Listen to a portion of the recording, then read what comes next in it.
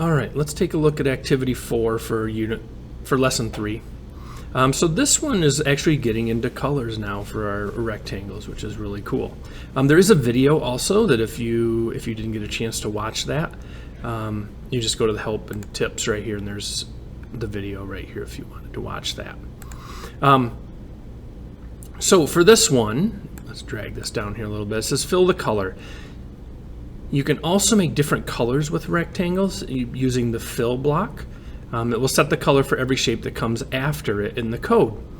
So it says look at the code that sets the color, change the color from blue to yellow, and add a new square to the image.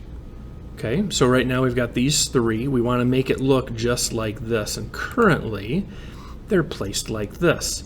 Okay, so what we want to do is first let's change the yellow. Change it to yellow. Now, if you look at these, we could change red, green, blue, yellow, and they have different colors preloaded in here, and you can type them in. You can also do RGB if that is something that you wanted to do. You can just go to Google and search up the RGB value and type that in, and code.ord will actually find that color and place it in here. But for us, for right now, we're just going to make this yellow. And then we also want to place a third shape. Okay, so we're going to place a third rectangle on here.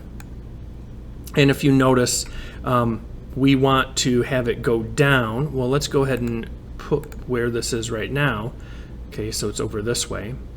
And one thing that we learned previously is with the X location, if we want to move this left and right, is how we affect that with the X location.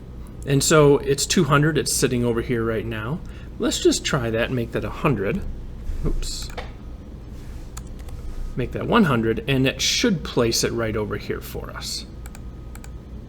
And there we go. So that's our 3 shapes. Hopefully that helps you. Don't worry about it. I did not place my other rectangle below this. I could have done that. It says add a new square to the image right here. These are called comment blocks. The code doesn't actually look at these.